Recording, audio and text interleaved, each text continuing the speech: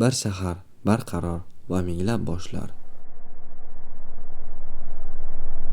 Bu yerda sodir bo'lgan voqea tarixda faqat jang emas, ogohlantirishga aylangan qirg'in sifatida eslanadi.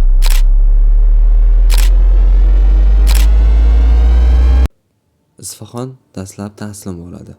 Temur qo'shini shaharga kiradi. Shahar tinch, lekin bu tinchlik uzoq davom etmaydi. Temur qo'shinining bir qismi shaharda soliqlarni yig'ish va tartibni saqlash uchun qoldiriladi. Ammo Isfahon ichida norozilik kuchayadi. Odamlar Temurning soliqchilariga qarshi chiqadi va shu yerda hamma narsa o'zgartirilgan voqea sodir bo'ladi. Isfahon aholisi Temur qo'ygan vakillarni o'ldiradi. Bu oddiy qarshilik emas edi. Bu ochiq isyon edi. Tarixiy manbalarga ko'ra Temur uchun bu buyruqqa qarshi chiqish emas, urush e'lon qilish edi. Temur ortga qaytadi va Isfahonni qayta qurshab oladi. Bu safar u boshqa Temur edi. Shahar yiqiladi. Temur endi misli ko'rilmagan buyruq beradi. Har bir askar bitta bosh olib kelishi shart. Shahar ichida vahima boshlanadi. Odamlar qochadi, yashinadi, lekin endi kech edi.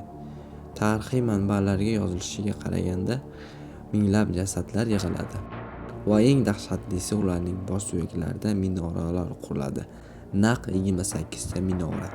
Har biri yuzlab, hatto minglab bosh suyaklardan yasalgan. Bu oddiy qirg'in emas edi, bu psixologik signal edi. Boshqa shaharlar uchun ogohlantirish. Qarshilik qilsang Isfahon kabi bo'lasan. Tarixchilar bu voqeani turlicha tushuntiradi. Temur uchun bu intizom va qo'rquv strategiyasi. U isyonni tez va qat'iy bostirishni xohlagan. Maqsad boshqa shaharlarni qo'rqitish. Ba'zi manbalarda aytiladi, u urushni cho'zishdan ko'ra qo'rquv orqali tugatishni xohlagan. Lekin bir savol bor. Rostdan ham bosh suyaklardan minoralar qurilganmi? Tarixiy manbalarda bu haqida yozilgan. Ayrim tarixchilar bu voqeani tasdiqladi.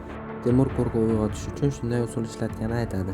Lekin boshqa qarash ham bor. Ba'zi olimlar shuni ta'kidlaydiki, bu raqamlar va tafsilotlar botirilgan bo'lishi mumkin, chunki o'sha davr tarixchilari ko'pincha dushmanni yomonroq ko'rsatish yoki hukmdorni kuchliroq qilib tasvirlash uchun voqealarni oshirib yozgan. Xuddi men kabi.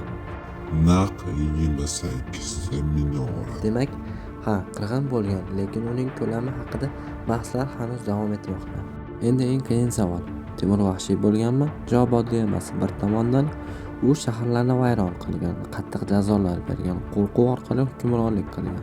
Boshqa tomondan u kuchli davlat tuzgan, savdo yo'llarini tiklagan, Samarqandni va madaniyat markaziga aylantirgan.